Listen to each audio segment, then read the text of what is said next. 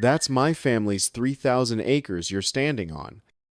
And that clubhouse you're so proud of is sitting 200 feet inside my property line. I'm shouting at the woman in the crisp white blazer, my surveying equipment still running, recording every word of this confrontation.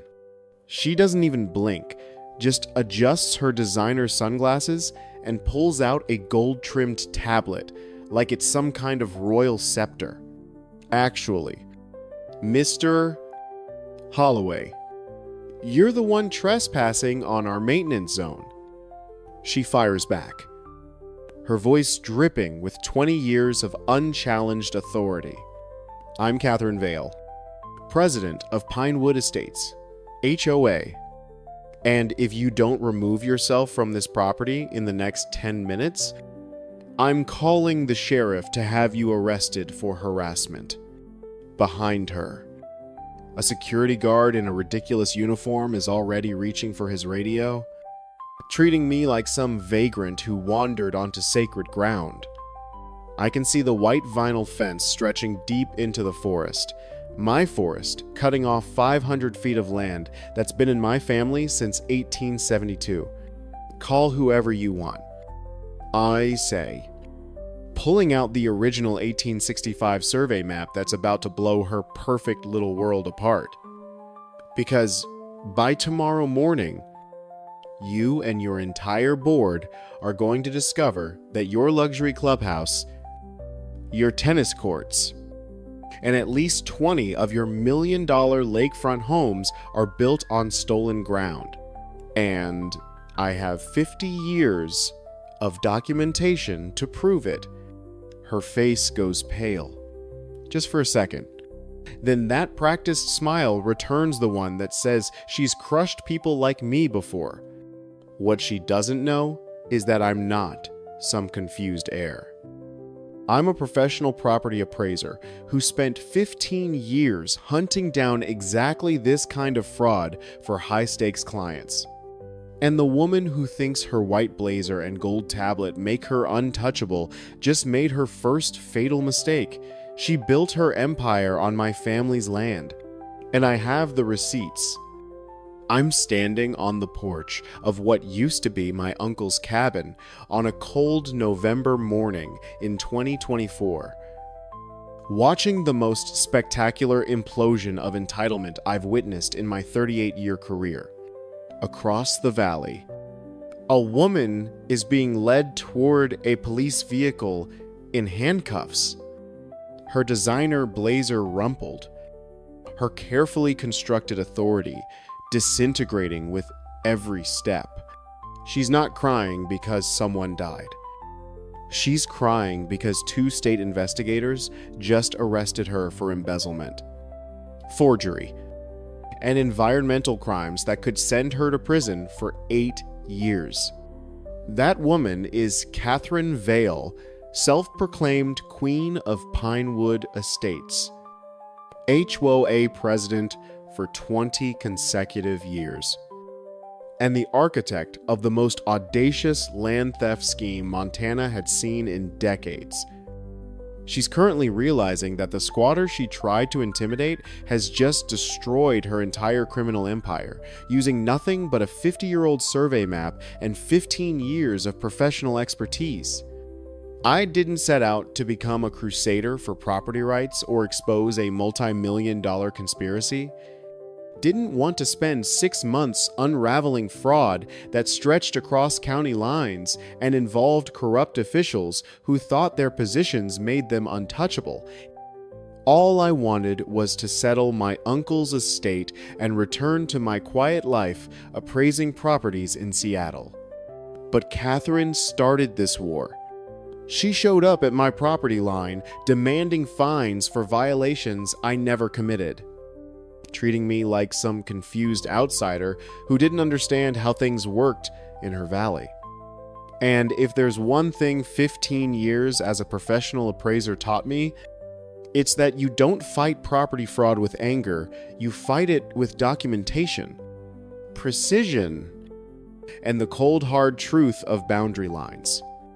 Let's rewind 7 months to when I still believed property records were honest, and HOA presidents actually followed the law.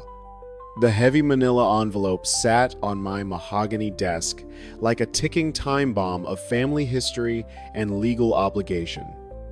I'd known the day would come when probate for my Uncle Marcus Holloway's estate would finally conclude, but the sheer weight of the documents was still a shock. My attorney, Daniel Brennan, had spent the last 8 months navigating the labyrinthine corridors of county probate court to finalize everything. Uncle Marcus was a man of few words and even fewer friends, a solitary figure who'd guarded his privacy with a ferocity that bordered on obsession. He'd lived out his days on the 3,200 acres of Holloway Lake Ranch, a sprawling expanse of timber and water that had been in our family for 4 generations. Now it was mine. Every single blade of grass and every drop of water. I carefully broke the wax seal on the final decree, feeling a strange mixture of grief and sudden, overwhelming responsibility. The primary deed was an original parchment, crisp and yellowed at the edges, bearing the official stamp of the county recorder from many decades ago. Included in the stack was a detailed survey map that my uncle had commissioned back in 1965 for his private records. As a professional property appraiser, I've spent my entire career looking at boundary lines, easements, and historical deeds for high-stakes clients. I have a trained eye for the subtle inconsistencies that often lead to multi-million-dollar lawsuits in the real estate world. When I unfolded the archaic plot map, something immediately caught my attention near the eastern boundary where the ranch property line met the road. There was a bold red line hand-drawn by a surveyor over half a century ago that didn't align with the modern digital overlays I used. The modern satellite imagery showed a sprawling luxury development known as Pinewood Estates, nestled right up against the water. However, according to that 1965 blueprint, those developers had made a massive, arrogant mistake when they broke ground on their luxury project years ago. I leaned closer, the smell of old paper filling my nostrils as I traced the perimeter of the lake with steady, practiced finger.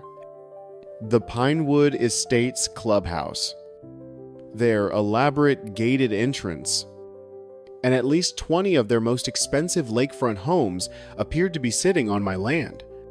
It was as if the developer had simply assumed no one would ever check the original 19th century land grants. I spent the next 4 hours cross-referencing every plot, map, and historical title search available through my professional database subscriptions. Every search led back to the same staggering conclusion: the Pinewood Estates Homeowners Association was technically squatting on my family's ancestral land.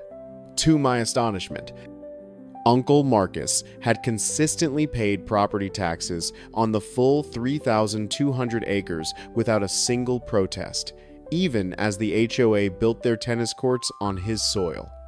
He'd been subsidizing their lifestyle for decades. While they likely believed he was just a confused old man in a cabin, there was no recorded easement or land swap agreement that would explain why a massive homeowners association was operating on my acreage. They'd built a kingdom of luxury on a foundation of sand, and I held the only keys. I decided right then that I needed to see the encroachment with my own eyes before I contacted Daniel for a formal suit. I packed my surveying equipment, a high-resolution camera, and the original deed into my rugged black leather briefcase for the long drive. The ranch was located 3 hours north of Seattle, tucked away in a valley that modern developers had clearly forgotten to respect. As I drove, I thought about Catherine Vale, The woman whose name appeared on every single aggressive HOA newsletter I'd found online. Self-proclaimed Queen of Pinewood Estates. Known for her iron-fisted management style and public shaming of residents. I could already tell that our first meeting would be a collision of two very different worlds of power. The transition from the highway to rural roads felt like a journey back in time. The air became cooler and smelled of pine needles and damp earth as the elevation climbed toward the ranch boundary. I reached the outskirts of Pinewood Estates first. And the contrast between natural beauty and manufactured luxury was jarring. Perfectly manicured lawns and identical beige mansions lined the paved streets, all designed to project an image of wealth and exclusive social standing. It was the kind of place where a single unpainted fence board was considered a capital crime by the board. I followed the winding road toward the eastern edge of the development, where forest met manicured grass. I parked my SUV on the gravel shoulder of the public road, making sure I wasn't blocking any of the residents' precious access. I stepped out into the crisp mountain air, holding my uncle's half-century-old map like a shield against the coming storm, walking toward the tree line. I saw the first sign of trouble in the form of a bright white vinyl fence that ran deep into the woods. According to the map, this fence was sitting at least 500 feet inside my property line. Cutting off a prime section of forest, the HOA hadn't just built a clubhouse. They'd effectively stolen a massive chunk of my inheritance for their private parkland and hiking trails. I began taking photographs, documenting the permanent structures and paved walking paths. Each click of the camera shutter felt like a brick being removed from the wall of Catherine Vale's authority. I wasn't just an heir. I was a professional who knew exactly how much this theft would cost them in court. As I was setting up my laser distance meter to confirm the exact distance from the lakeshore, a white security golf cart arrived. The driver was a young man in a stiff uniform who looked like he'd been told he was guarding the entrance to heaven. He pulled up beside me with a scowl, his hand resting near his radio as if I were a dangerous vagrant. "Look, pal, you're trespassing on private HOA grounds," the guard said, leaning out of his cart. "We don't allow solicitors or whatever it is you're doing this close to residents' homes. Pack it up before I call the cops." I looked at him calmly, noting the badge on his chest that looked more like a toy than a real symbol of authority. "I'm Connor Holloway, owner of the 3,200 acres surrounding this entire valley," I replied with a steady, quiet voice. "I'm currently conducting a private survey of my land, and you're actually standing on a portion of my property right now."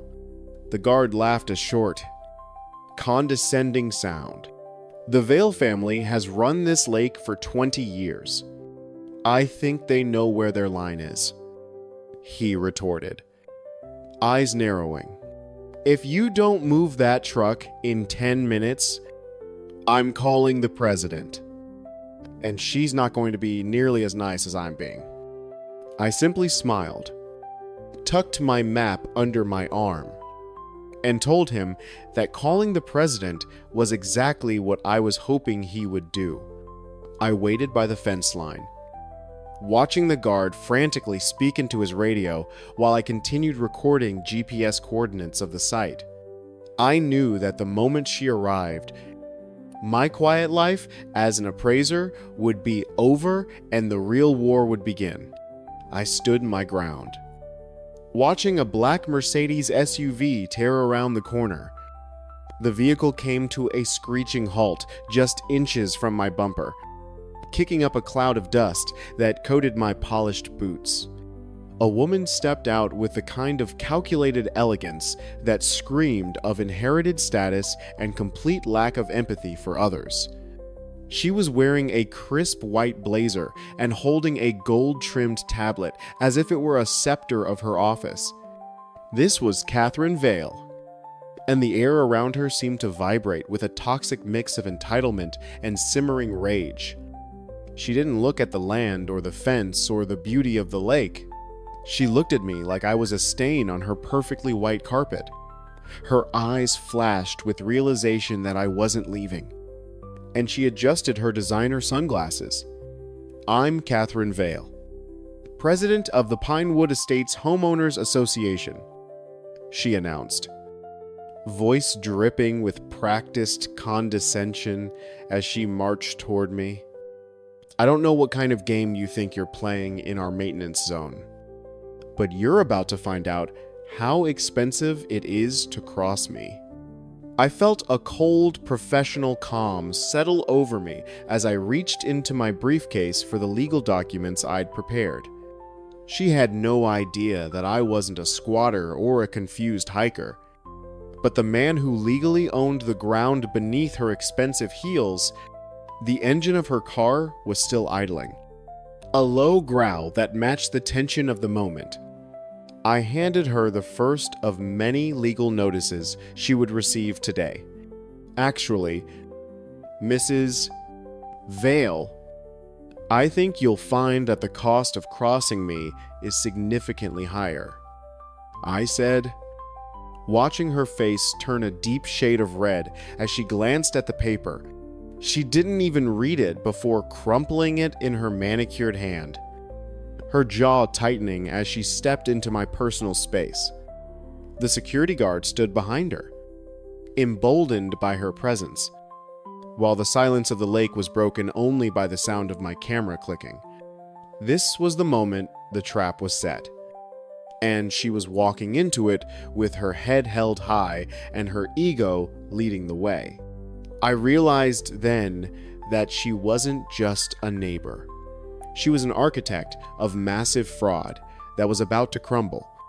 The sun began to dip behind the pines, casting long, jagged shadows across the disputed ground. As we stood in silent, high-stakes standoff, Catherine pulled out her phone, fingers flying across the screen as she likely summoned her own legal team. She looked at me one last time, a smirk playing on her lips that suggested she thought this would be over by dinner time. "You're just another little man trying to extort a successful community," she spat, turning back toward her SUV without waiting for a reply. I watched her drive away, knowing that by tomorrow morning, her world would be upside down and her precious Juan would be fighting for its life. The battle for Holloway Lake Ranch had begun, and I was just getting started. I spent my first night in the ranch cabin, a structure of heavy cedar and fieldstone that felt rooted in the very earth of the valley. The air inside was thick with the scent of dried pine and old leather, the lingering presence of a man who'd lived on his own terms. I sat by the fireplace, orange glow reflecting off the 1965 survey map that I'd pinned to a wooden board for closer study. My mind kept returning to Catherine Vale's mask of practiced superiority, a facade about to be shattered by property law. Every battle is won in preparation. So I spent quiet hours documenting the exact timeline of the estate's possession to ensure no legal loophole remained open for her. Uncle Marcus had left me more than land. He'd left me a fortress of documentation I was now ready to weaponize. Morning arrived with the intrusive mechanical drone of industrial leaf blowers coming from the Pinewood Estate's boundary. I walked onto the porch with a mug of black coffee, watching a small army of landscapers groom the HOA's common areas. On my side, the forest floor was a rich tapestry of fallen needles and wild ferns. On theirs, the grass was an unnatural, chemically enhanced emerald green, forced into rigid aesthetic submission. It was a world where nature wasn't respected, but managed for the comfort of wealthy residents who feared a single stray leaf. I could see the Pinewood Estates clubhouse in the distance, white pillars looking like a colonial plantation house plopped into the rugged mountains. The juxtaposition was a physical manifestation of the conflict between ancestral rights and modern manufactured entitlement. As I began my morning walk toward the disputed fence line, the high-pitched whine of an electric motor signaled Catherine's return. She stepped off her golf cart with two older men in matching polo shirts, clutching a bright orange clipboard that stood out against her silk blouse. The men trailed behind her like loyal subjects, their expressions a mix of curiosity and practiced disdain for anyone outside their gates. I stopped near the rusted iron gate of the ranch, leaning against the post and taking a slow sip of my coffee. I didn't say a word, allowing the silence of the woods to act as a buffer against her manufactured authority. They looked at my rugged boots and weathered wood of the gate as if staring at a prehistoric relic that had no place in their vision. "Mr. Holloway, I presume you've reconsidered your squatting since our little chat yesterday," Catherine began, voice projecting with practiced arrogance across the clearing. She tore a yellow slip from her clipboard and held it out like an arrest warrant. "This is a formal notice of violation from Pinewood Estates, Homeowners Association, regarding your vehicle and this unsightly structure. We have clear bylaws regarding maintenance of properties within our viewshed, and you're currently in breach of 3 separate ordinances." I took the paper, noticing a fine of $500 for aesthetic non-compliance and unauthorized machinery. Her two companions, likely the board treasurer and secretary, nodded in solemn, ridiculous agreement, as if presiding over a high court in the middle of wilderness. "Mrs. Vale, this ranch is not part of your association, and your bylaws have no legal standing here," I said, voice remaining flat and devoid of the irritation she sought. "I would appreciate it if you and your board members stepped back onto your own property immediately before this becomes a matter for the sheriff." Catherine let out a sharp, jagged laugh, eyes widening with entitlement as she took a step closer to the gate. "You're laboring under a delusion if you think you can ruin the property values of this valley," she hissed. "The Pinewood Estates, Master Covenant states all surrounding parcels within a 1-mile radius are subject to our standards. We have a maintenance zone easement, and we will not allow this cabin to devalue our residents' multi-million-dollar investments." I looked past her toward the clubhouse, mentally projecting the boundary lines I'd studied on the 1965 survey map. I noticed that the massive stone chimney and a significant portion of their outdoor dining terrace were clearly on the wrong side of my property line. "Tell me, Catherine," I said, using her name to needle her self-importance, "who exactly authorized construction of that clubhouse?" Back in '98, she bristled, jaw tightening as she glanced back at her crown jewel. "That building is an architectural feat approved by the county and the previous board unanimously," she retorted with a sneer. I smiled thinly. "That's interesting, because according to my deed, 20% of that feat is sitting on Holloway Ranch soil, and I never gave you permission to build." The two men behind her suddenly looked very uncomfortable, shifting their weight as Catherine's face turned a blotchy shade of red that clashed with her designer blazer. "You're a liar and a common extortionist, and I will have my legal team file an injunction against you by end of business day." She spat before marching back to her cart. I didn't bother picking up the ticket. She left fluttering in the dirt. Instead, I took out my digital survey equipment to mark the points of encroachment. I spent the next 4 hours trekking through brush, documenting every violation they'd committed.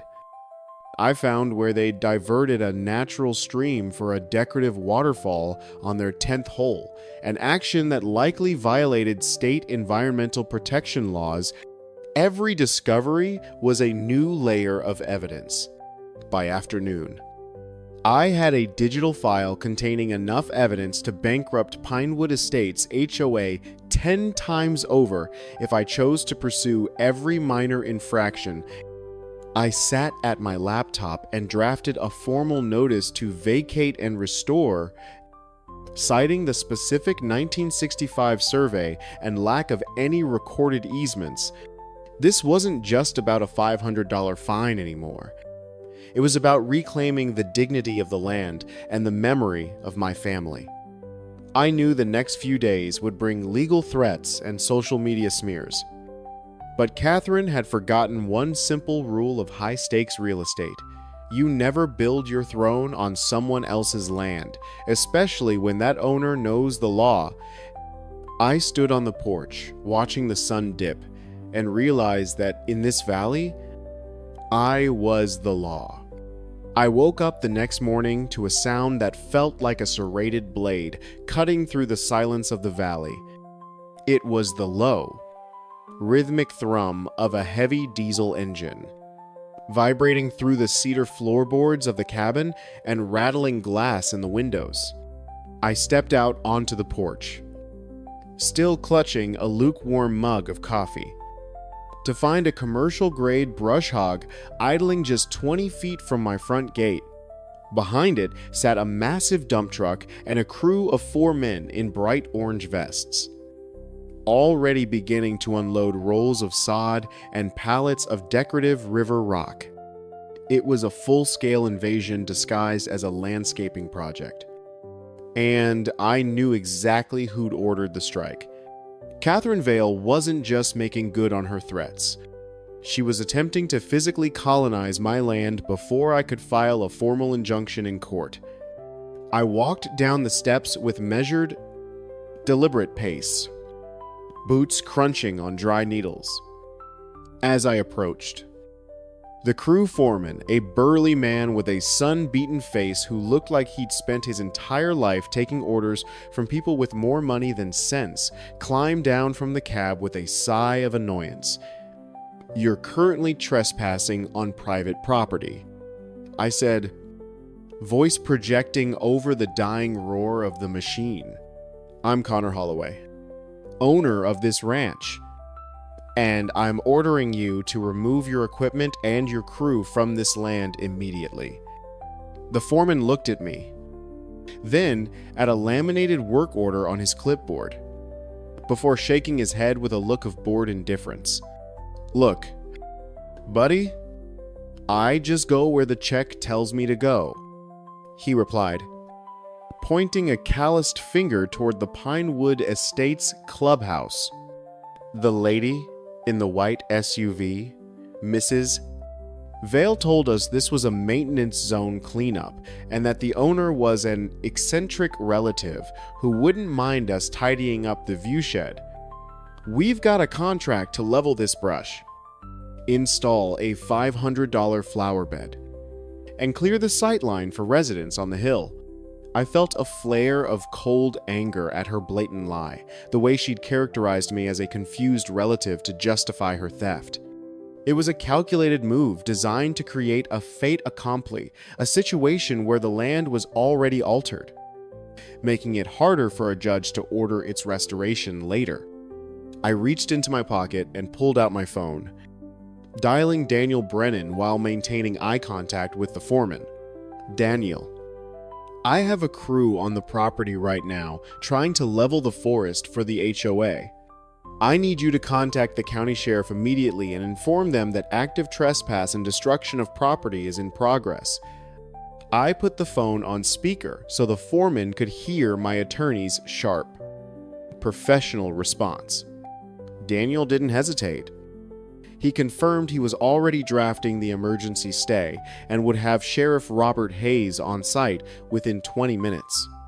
The foreman's expression shifted from indifference to genuine concern, and he signaled his men to stop unloading the sod. "We don't want no part of a legal dispute, man," he muttered, reaching for his own radio. Just as the crew began to pull back, Catherine Vale's black SUV came tearing down the road. Skidding to a halt and kicking up a plume of red dust, she stepped out, her face a mask of predatory fury, and marched toward me with her gold-trimmed tablet held like a weapon. "What is the meaning of this work stoppage?" she demanded, voice shrill and echoing off canyon walls. "I'm paying this crew $3,000 a day to bring this eyesore up to community standards, and you have no right to interfere with our established maintenance schedule." I stood my ground, watching as she turned her rage toward the foreman, who was already retreating toward his truck.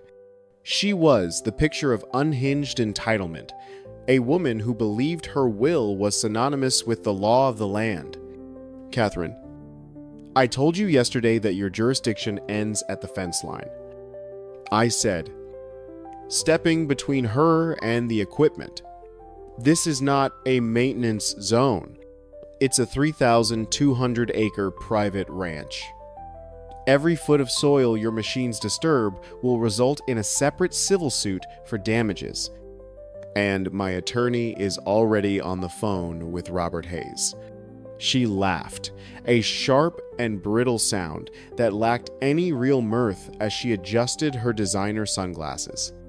"Robert Hayes is a personal friend of my family and a resident of this county who understands the importance of Pinewood Estates," she retorted. "He isn't going to arrest me for improving a patch of dirt you probably haven't even paid inheritance taxes on yet. You little parasite." The mention of Sheriff Hayes was a classic intimidation tactic, an attempt to use local social capital to bypass legal reality.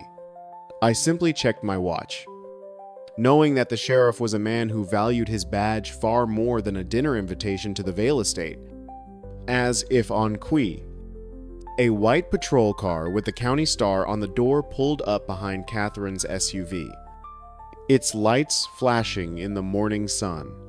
Robert Hayes stepped out, a tall man with graying hair and a weary expression that suggested he'd dealt with Catherine's emergencies many times before. He looked at the heavy machinery, the pallets of sod, and the original 1965 survey map that I'd laid out on the hood of my truck. He didn't say a word to Catherine until he'd examined the documents. "Mrs. Vale, I'm going to need you to tell your boys to pack it up and move back to the clubhouse side of the line," Sheriff Hayes said. Voice a low rumble. Catherine gasped, mouth hanging open in genuine shock at the lack of immediate support from her friend. "Robert, surely you aren't listening to this man. He's an outsider who just showed up yesterday claiming he owns the whole valley based on some dusty old map." The sheriff looked at her, then back at the deed, which bore the official county seal and Daniel Brennan's firm stamp. The map might be dusty, "Catherine, but it matches the records in the county office, until a judge tells me otherwise. This man is the owner of record, and you're trespassing on his property." The humiliation on her face was absolute, a deep crimson flush that spread from neck to forehead as she realized her social influence had failed her. She turned her back on the sheriff and me, hands trembling as she pointed at the crew. "Fine, pack it up, but don't think for 1 second this is over. Mr. Holloway, I have a board meeting tonight, and we will be discussing your encroachment on our lake access." She climbed back into her vehicle and sped away. leaving the crew to frantically reload their equipment under Sheriff Hayes' watchful eye. I thanked the sheriff for his professionalism, and he simply nodded, telling me to keep my gates locked and my cameras recording. The first layer of escalation had been reached, and the physical threat had been neutralized. Once the dust settled and the machines were gone, I felt a strange sense of exhaustion coupled with sharp professional clarity. I knew that Catherine wouldn't stop at physical intimidation. She would now pivot to the social and financial destruction of my reputation. I spent the afternoon setting up a series of high-definition trail cameras along the boundary line, ensuring that any further incursions would be captured in 4 to 1,000 pixels. I also took time to mark the 19th century cornerstones mentioned in the 1965 survey with bright orange paint. I was no longer just an appraiser. I was a surveyor, a historian, and a guardian of a legacy the HOA had spent 20 years trying to erase from the map. Every measurement I took felt like reinforcement of my ancestral right. Later that evening, as I sat on the porch watching shadows of pines stretch across the lake, I received a series of notifications on my phone. The Pinewood Estates Community Forum, a private group Catherine moderated, was blowing up with posts about a dangerous squatter at the ranch.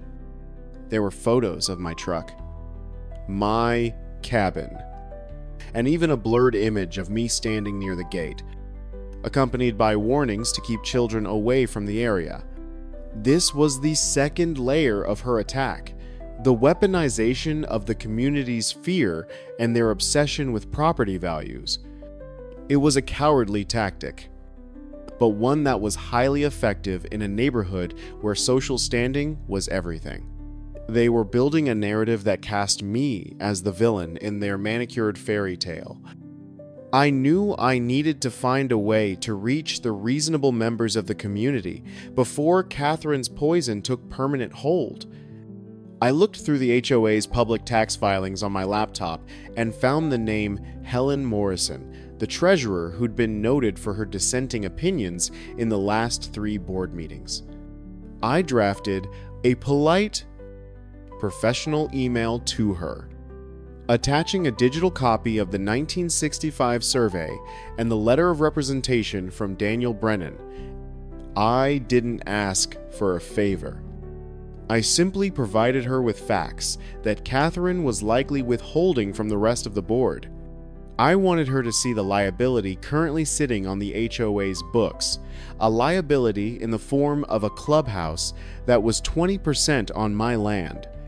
The silence of the night was eventually broken by the sound of a lone car driving slowly past my gate, headlights scanning the trees before turning around.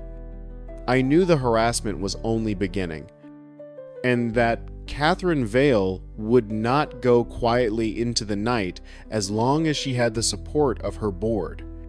But as I closed my eyes that night, I felt a sense of peace that no HOA fine or social media post could touch. I had the truth. I had the law. And I had 3,200 acres of leverage that Catherine Vale still hadn't fully accounted for in her plans. The war for Holloway Lake Ranch was no longer a quiet dispute.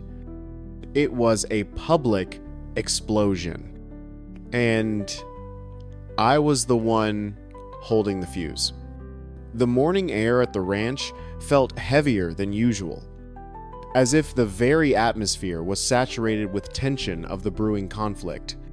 I spent early hours on the porch, watching mist rise off the lake like ghosts of the old valley. I knew that the silence from Pinewood Estates was deceptive.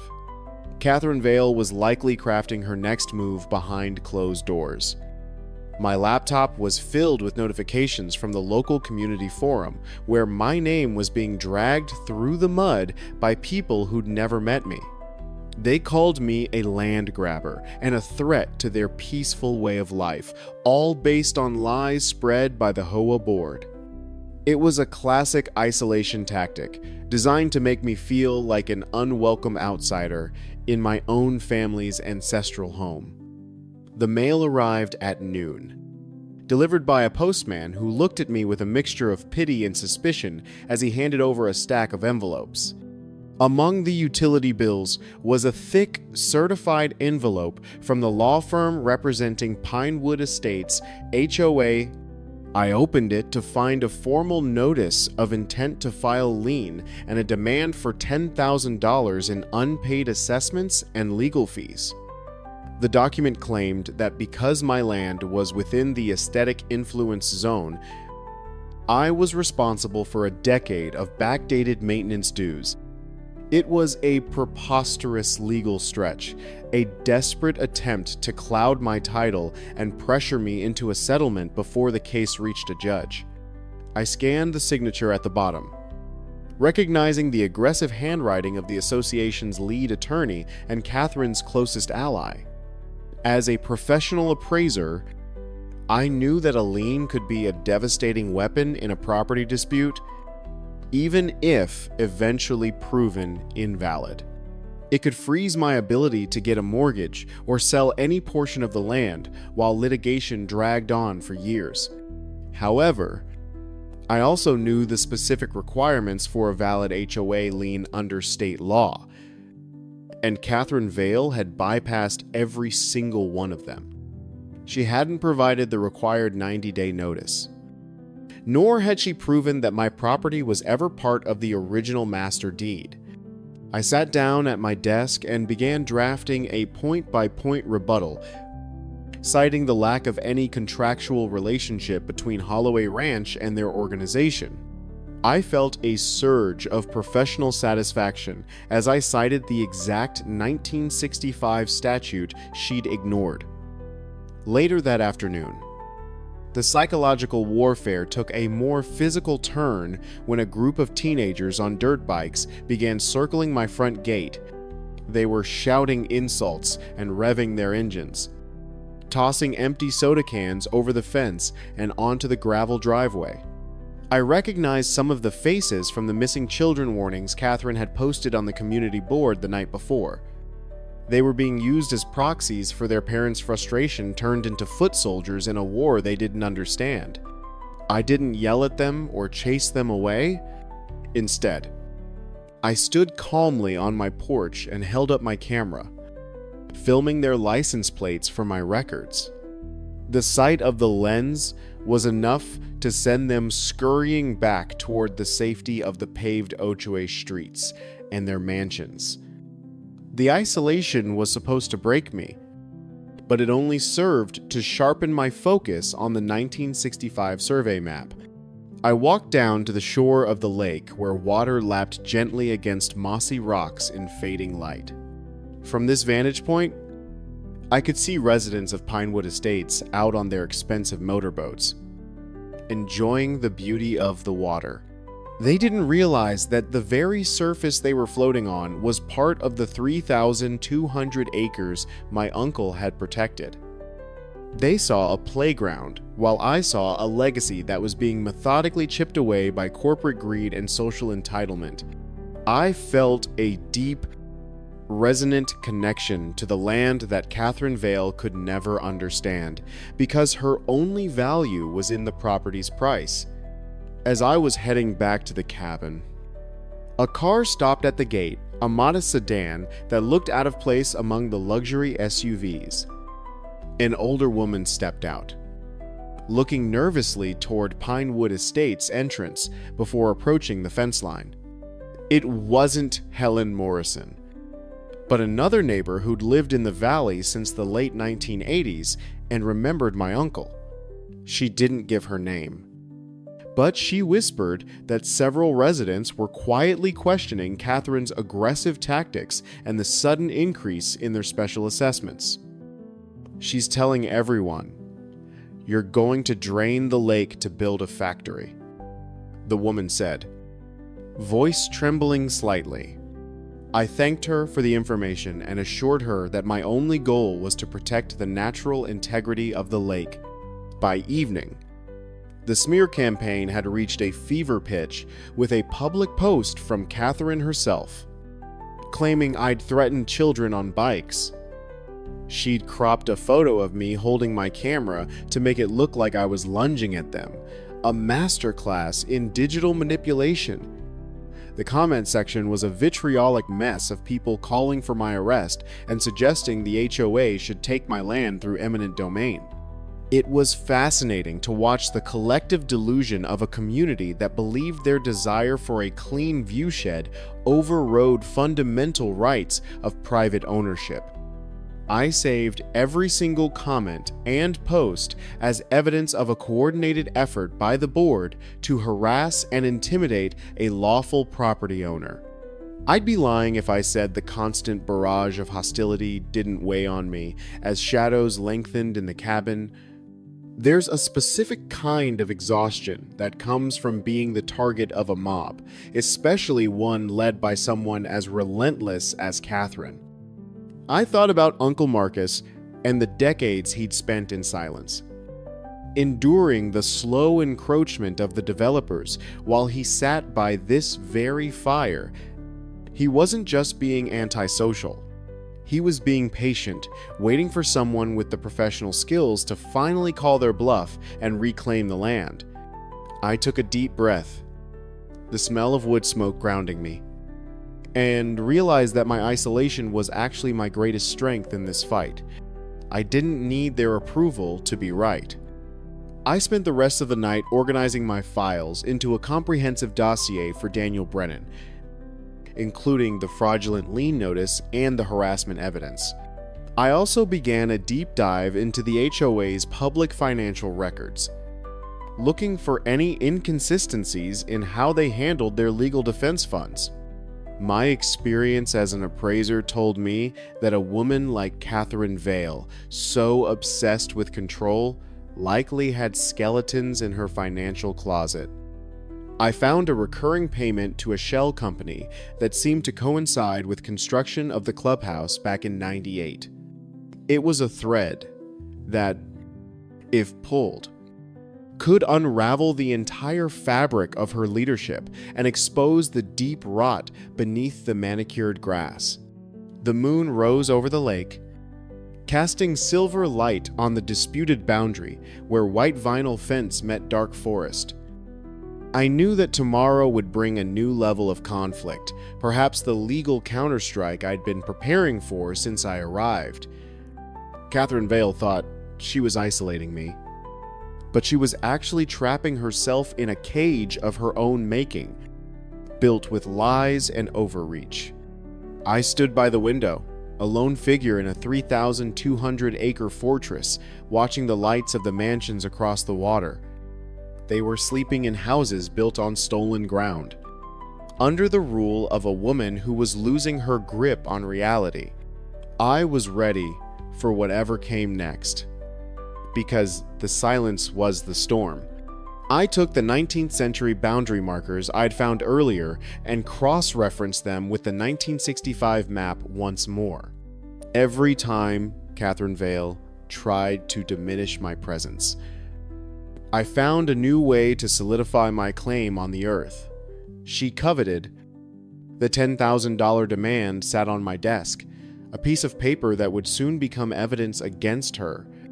I could almost hear the gears of justice grinding slowly into motion, fueled by her arrogance and my meticulous documentation of her crimes. She wanted a war of perception, but I was giving her a war of facts, and facts were a language she'd forgotten how to speak. I closed my eyes, listening to the wind in the pines, and waited for the dawn. As the final hours of the night passed, I realized that the isolation Catherine had crafted was actually a gift of clarity, without the distraction of social niceties or neighborhood politics. I could see the legal landscape with perfect, unfiltered precision. I was no longer just Connor Holloway, the nephew of Marcus, I was the personification of a 3,200-acre reckoning. Catherine Vale had built her throne on a foundation of stolen soil and forged documents, and she had no idea the earthquake was coming. I reached for my phone and sent one final message to Daniel Brennan, authorizing him to file the countersuit at the stroke of 9 tomorrow morning. The era of the Vale HOA was coming to a very expensive, very public end in county court. I spent the next 5 days buried in the basement of the county recorder's office, where the air was thick with the scent of decaying paper and floor wax. I navigated shelves of massive leather-bound ledgers, searching for the 1965 master easement that Catherine Vale claimed gave the HOA authority over my hillsides. Most people would have been intimidated by the sheer volume of microfilm and handwritten indices, but I found strange comfort in the order of the past. As a professional appraiser, I knew that every modern conflict had its roots in an old piece of paper tucked away in a forgotten drawer. I finally located the specific file for Holloway Ranch, my pulse quickening as I pulled the yellowed documents from their acid-free protective sleeve. The 1965 original deed was accompanied by a temporary usage agreement intended to last for exactly 40 years. According to the document, the rights to maintain the viewshed and access the eastern trails were set to expire precisely 10 years ago on the anniversary of the 1965 grant. I flipped to the back of the file, expecting to find a legitimate extension signed by my Uncle Marcus. But what I found was a crude forgery. The signature on the 95 renewal didn't match the shaky, methodical hand I knew from Marcus's personal letters and recent probate papers. It was a bold, cursive flourish that looked suspiciously similar to the signature on the HOA's current corporate bank accounts. Catherine Vale hadn't just overstepped her authority. She'd committed a felony by forging my uncle's name to keep her community's access to my private lake. I made high-resolution scans of every page, feeling the weight of the evidence solidify in my hands. I didn't stop at the archives. I needed a modern perspective to match the historical evidence I'd unearthed. I hired a specialized firm from Seattle to conduct a full-scale drone survey and LiDAR mapping of the entire 3,200-acre property. For 3 days, high-end quadcopters hummed over the lake and forest, capturing billions of data points to create a perfect three-dimensional model of the ranch. We overlaid the 1965 boundary lines onto the modern topography, revealing the exact coordinates of every single WA encroachment. The model showed that the clubhouse dining terrace was sitting 32 feet inside my property line, while their irrigation pump house was entirely on my land. My investment in this technology, worth every one of the $5,000 I paid for the survey, was about to pay massive dividends. The three-dimensional modeling revealed something even more damning than mere property theft: a topographical depression where the HOA's drainage system terminated. I followed the coordinates on foot, discovering a hidden outlet pipe that was discharging gray, soapy water directly into a protected wetland on the ranch. I contacted an inspector from the State Department of Environmental Quality, a man with 20 years of experience in wetland preservation. He arrived within 6 hours, his face darkening as he tested the chemical levels in the silt near the drainage pipe's mouth with his mobile kit. This wasn't just a boundary dispute anymore. It was an environmental crime that carried mandatory federal fines of $50,000 per day of active violation. The state inspector took his samples and promised a formal report would be issued within 48 hours. I spent my evenings in the cabin synthesizing the data into a legal dossier that looked more like a military invasion plan than a simple property lawsuit. I organized the 1965 original deed, the forged renewal, the LiDAR maps, and the preliminary environmental report into a digital vault for Daniel Brennan. I also made a separate physical copy, including the signature comparison and the expiration dates on the easement for Helen Morrison. I knew she was a woman of numbers and rules. And seeing the cold. Hard evidence of Catherine's fraud would be the final blow to their alliance. I wasn't just fighting for a lake. I was dismantling a 20-year-old deception that had robbed my family of their dignity and their land. Every page I added to the binder felt like another nail in the coffin of Catherine's reign. I waited until dark to drive to the edge of the community. Avoiding the main gate where the security guard would likely report my presence to Catherine, I met Helen Morrison at a quiet park bench near the community library. Away from the prying eyes of the neighborhood watch and the dirt bike patrol.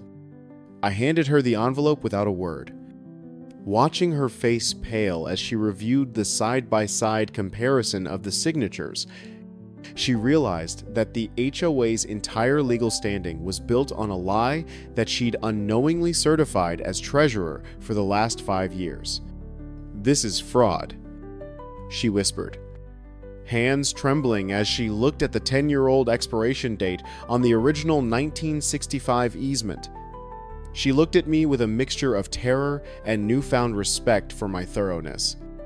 Helen explained that Catherine Vale had always handled the historical legalities personally, telling the board that the Holloway family was too senile to manage their own affairs.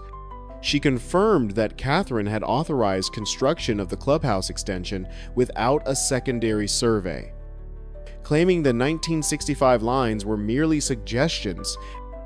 I told Helen that if she didn't cooperate, she would be held personally liable for the $50,000 daily environmental fines once the state issued their report. I wasn't threatening her. I was providing her with a professional assessment of her current legal exposure as treasurer of a criminal enterprise. She agreed to give me access to the internal HOA financial logs for the last 5 years to prove where the stolen money was going. The tide had officially turned against the Vale regime. By the time I returned to the cabin, I felt a sense of cold, surgical satisfaction that surpassed any anger I'd previously felt. I pulled up the LiDAR model on my dual monitors, watching the red lines of my property slice through the HOA's most expensive assets. I had the forged signature, the expired easement, the environmental violation, and now a whistleblower inside the board itself. Catherine Vale was still posting about my squatting on the community forum, blissfully unaware that the ground beneath her feet was about to be legally seized. I sent a final text to Daniel Brennan telling him to prepare the lawsuit for a morning filing that would include a request for an immediate injunction. The era of the maintenance zone was over, and the era of total Holloway Ranch sovereignty was about to begin. I sat on the porch and watched the moon reflect off the lake, the same lake that was being poisoned by Catherine's arrogance and neglect. I thought about the 1965 surveyors who'd hand-drawn those lines, never imagining they would become the primary weapon in a war 50 years later. My professional skills as an appraiser had allowed me to see through the layers of aesthetic lies and manicured lawns to find the truth. Tomorrow, the county sheriff and state inspectors would return, but this time, they wouldn't be asking for my ID. They would be serving papers. I closed my laptop, the blue light fading into the darkness of the forest, and felt the deep, resonant peace of a man who is exactly where he's supposed to be. The trap was set. and Catherine was about to walk into it with her head held high. The air in the cabin was thick, with the scent of old wood and the electric hum of my high-powered laptop as I sat across from Helen Morrison. She'd arrived under the cover of a Tuesday morning fog. Her modest sedan hidden behind a dense thicket of spruce trees near the ranch's service entrance. She looked like a woman who hadn't slept in days. Eyes red-rimmed, hands clutching an encrypted digital drive as if it were a live grenade. As a professional, I knew that the hardest part of any whistleblower's journey was the moment they realized the person they trusted was a monster. We spent the next 3 hours hunched over the hardwood kitchen table, cross-referencing the internal HOA ledger with the public tax records I'd pulled. The discrepancy wasn't just a rounding error. It was systematic. Multi-year theft that amounted to over $250,000. Helen pointed to a recurring series of payments made to an entity listed as BEM Environmental Services, a company that supposedly handled lakebed stabilization and invasive species management. However, when I ran the corporate registration through my professional database, the company's registered agent was a shell corporation managed by Catherine Vale's brother. To the money. Residents of Pinewood Estates had been paying for their pristine views was being funneled directly into an account used to pay off Catherine's personal gambling debts and luxury car leases.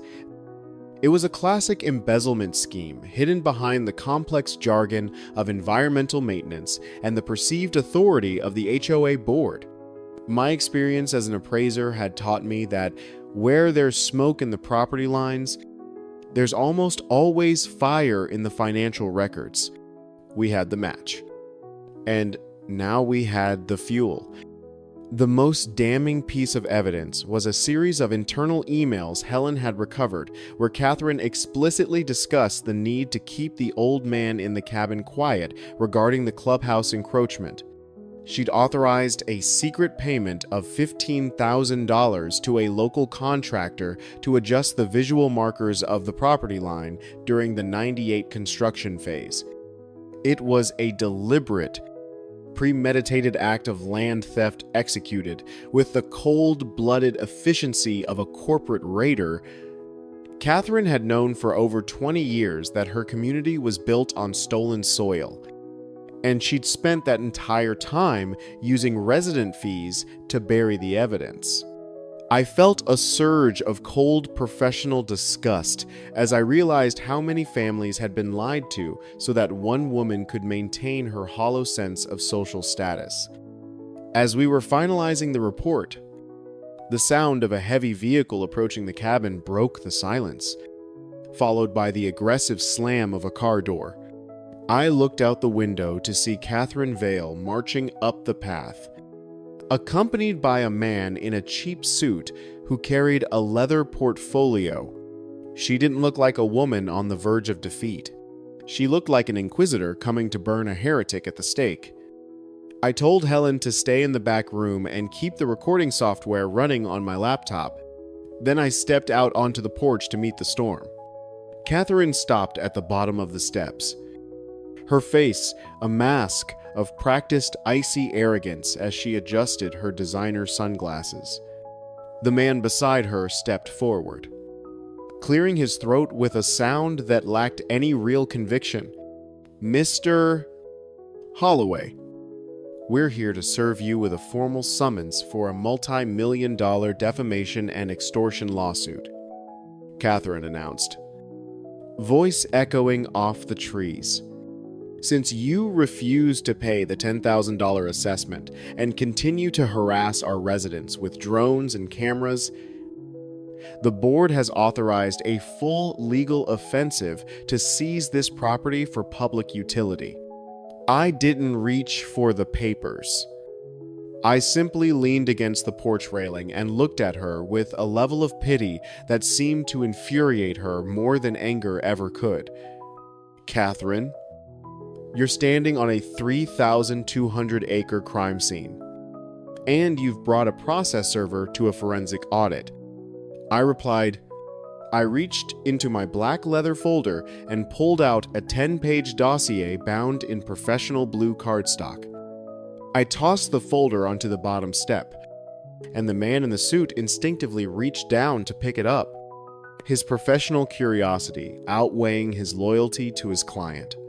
Catherine tried to swat it out of his hand, but he was already reading the first page, which contained the side-by-side comparison of the 1965 forgery.